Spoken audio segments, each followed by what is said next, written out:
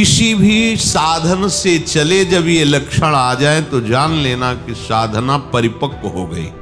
कह रहे करोड़ों जन्मों की साधना के बाद ये हृदय में आता है कि मैं संसार से मुक्त हो जाऊं। तो आप लोग आज से भक्ति नहीं कर रहे हैं, वो तो आचार्य हैं, त्रिकालज्ञ हैं। करोड़ों जन्म से कुछ ना कुछ साधन बनता रहा, तब धीरे धीरे ऐसा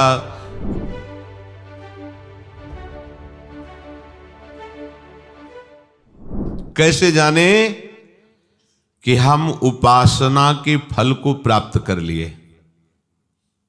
लक्षण है उसके। किसी भी साधन से चले जब ये लक्षण आ जाए तो जान लेना कि साधना परिपक्व हो गई, साधना पक गई, अर्थात वो सिद्धावस्था को प्राप्त हो रहा है। क्या लक्षण? सबसे पहला लक्षण उसके अंदर आता है मरने का भय खत्म हो जाना, जीने की इच्छा बनी रहना। पहला है मरने का भय खत्म हो जाना। चाहे वो कर्मयोगी हो, ज्ञान योगी हो, भक्ति योगी हो, या किसी भी अष्टांग योगी हो, किसी भी मार्ग का पथिक हो, उसकी जब सिद्धावस्था आती है तो सबसे पहला लक्षण प्रकट होता है निर्भय। सब भयों से भी बड़ा भय है मृत्यु का भय। उस उपासक के हृदय में किंचन मात्र भी मृत्यु का भय नहीं रह जाता। ये देखो अंदर से मरने का नाम सुनकर के भय लगता है कि नहीं लगता? अगर लगता है तो अभी साधना पथ पे हो, अभी लक्ष्य पे नहीं पहुंचे।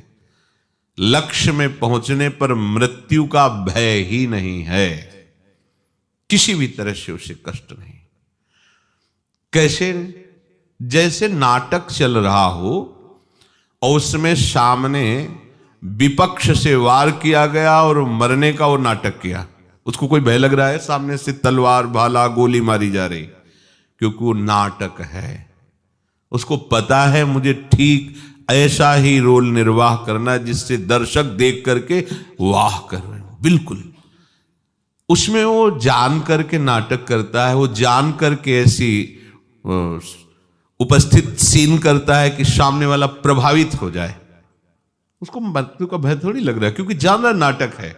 ऐसे ही ठीक जो परिपक्व अवस्था को प्राप्त है वैसा ही नाटक देखता है।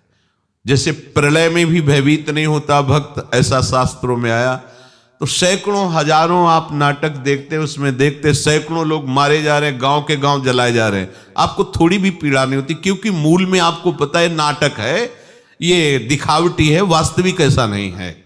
ऐसे ही उस पवित्र अंतःकरण वाले परिपक्व अवस्था को प्राप्त हुए किसी भी साधन पथ से जो चला है, उसको संपूर्ण संसार का नाटक रहस्य पता चल जाता है। इसलिए महाप्रलय में भी केवल नाटक देख रहा है। जैसे अपने गांव का गांव आग लगाई जा रही देख रहे, पर कोई भय या दुख नहीं, क्योंकि पता है नाटक है, झूठा है। ऐसे ही ये मिथ्या, ब्रह्म सत्यम जगन मिथ्या, ये मिथ्या है। वो अपने शरीर को ऐसे मिथ्या अनुभव का है तो अनुभव होता है, जो मिथ्या है तो उसे अनुभव हो रहा है। अब उस असत शरीर के छोड़ने का उसे कोई भय नहीं है, क्योंकि उसने पहले ही छोड़ दिया है। माना हुआ अपनापन प्रभु के चरणों में ऐसा समर्पित हुआ कि देह शुद्ध ही गई, देह कुटुंब ते जाए छूट सब ही विधि नातो।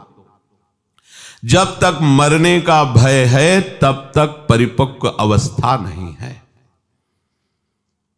मृत्यु का भय खत्म हो जाए। जांचो, यहां सब 1 मिनट में लीला प्रवेश की बात करते हैं। मुझे भगवत प्राप्ति हो गई, मुझे ब्रह्म बोध हो गया है, तो ऐसे कपड़ा क्यों रखे? बोले वो व्यक्ति दिखाई देते हैं ना, ब्रह्मबोध हो गया और व्यक्ति दिखाई देते हैं। जैसे ब्रह्मबोध हो जाता है उसकी ब्रह्म दृष्टि हो जाती है, व्यक्ति कहां? गलत नहीं चलो, सही से चलोगे तो ब्रह्मबोध हो जाएगा। इसीलिए तुम्हें मनुष्य शरीर मिला है। हाँ, वो मुझे राधा कृष्ण का साक्षात्कार हो गया। अरे जब तक मैं हूं तू है तब तक कहां साक्षात्कार है? जिन्हें साक्षात्कार होता है वो वही होते हैं। जानत तुम्हें हो जाती। मैंने साक्षात्कार किया वो कर ही नहीं सकता। जिसने साक्षात्कार किया बताने वाला ही नहीं रह जाता। जो बताया जाता सब बाहरी बात होती है, आंतरिक तो बताया ही नहीं जाता। मरने का भय खत्म हो जाए बस।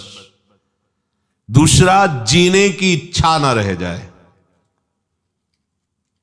देखो कितना सुंदर है, जीने की इच्छा। अभी शरीर नष्ट हो जाए क्या, जीने की इच्छा नहीं। जितनी श्वासें हैं राधा राधा राधा। हमें क्या जरूरत है कि हम शाम तक जिए और साधना करें? क्यों इच्छा कर रहे हो? श्री जी की इच्छा है कि यही श्वास आखिरी हो तो राधा हो गया। इसलिए हम हर श्वास में राधा बोलेंगे। पता नहीं कौन सी श्वास हमारी आखिरी हो, हम क्यों जिए?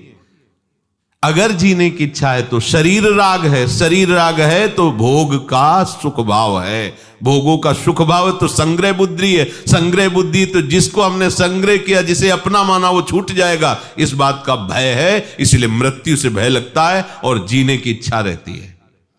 शरीर राग, कर्ता भोक्ता भाव, यही भय प्रदान कर रहा। मूल बात समझिए, जीने की इच्छा खत्म हो जाती है।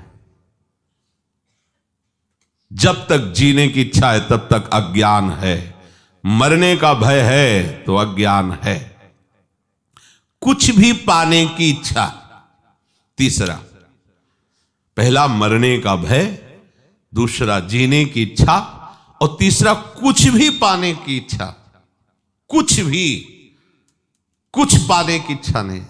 जा ही न चाहिए कबहू कछु, तो कह दे कि प्रभु की पाने की इच्छा। तुम यहां सिद्ध के लक्षण बता रहे, साधक के नहीं। जो सिद्ध हो चुका है उसे कुछ पाने की इच्छा नहीं रहती, कुछ भी पाने की इच्छा नहीं रहती। क्योंकि जिनके पाने के बाद कुछ पाना बाकी नहीं रह जाता, वो प्राप्त ऐसे हो जाते हैं कि अपना पता ही खो जाता है, वही वो रह जाते हैं। कान भय प्राण में, प्राण भय कान में, ही में न जान पर कान है कि प्राण है। प्राणनाथ श्यामाजू का ऐसा अधिकार हो जाता है, संपूर्ण इंद्रिय मन बुद्धि चित्त अहंकार स्वभाव सब भगवत में, सब प्रभु में। तो जब तक खोज चालू है तब तक मैं है, और जब खोज पूरी हुई तो जिनकी खोज वही रह जाते, खोजने वाला नहीं रहता, खोजने वाला ही नहीं रहता। पाने की कोई भी इच्छा, कुछ भी पाने की इच्छा, ये कचाई है।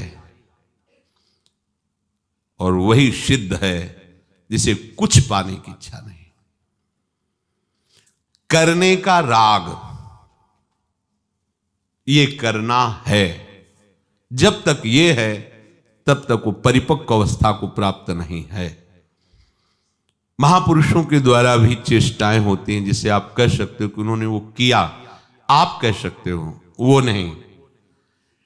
क्योंकि उनका कुछ भी नहीं बकाया रहा, तो जो क्रिया हो रही तुम निमित्त केवल उनको दे सकते हो, करने वाले प्रभु ही हैं। क्योंकि उनके मन में, बुद्धि में, चित्त में, अहम में, चेष्टा में केवल प्रभु होते हैं।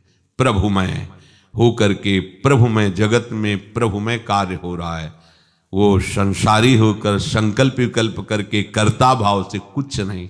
ये सिद्धावस्था का लक्षण है। मरने का भय नहीं, जीने की इच्छा नहीं, कुछ भी पाने का लालच नहीं, कुछ भी करने का राग नहीं। ये हो गई स्थिति। ये स्थिति के बाद आगे चलकर फिर प्रेम रस है। ये स्थिति सबको प्राप्त होती है, चाहे वो ज्ञान योगी हो, चाहे अष्टांग योगी हो, चाहे कर्म योगी हो, चाहे भक्ति योगी हो। भक्ति योग में ये महामहिम स्वरूप है कि वो यही नहीं टिकता, अब इसके बाद उसके अंदर इच्छा जागृत होती है। ये जो इच्छा होती है ये जागतिक इच्छाएं नहीं है। देखो, संपूर्ण श्रीमद् राधा सुधा निधि में इच्छा ही जागृत की गई। ऐसा कब होगा? हम श्री जी के लिए ऐसी सेवा करेंगी, ऐसा श्री जी की विचिन्वंती के शान कुचन कर जई कंचुक पटम को चाप्या मुंचंती कुछ कनक दिव्य कलसयो। ऐसा कब होगा? पत्रावलिम रचितुम कुछ योग कपूर। ये इच्छा ऐसा महामहिम स्वरूप है जो बड़े बड़े सिद्धों के लिए भी दुर्लभ है। प्यारोढ़ क्षमते न यच्छु शुकादि नाम तो ध्यानगम संभाव्योपि विरंचि नारद शिवो। यहां तक पूर्ण हो गया। अब ये पूर्ण के बाद जो यात्रा होती है प्रेमियों की होती है, वो अखंडानंद और ये अनंतानंद, अनंतानंद स्वरूप में, प्रेम में। तो उपासक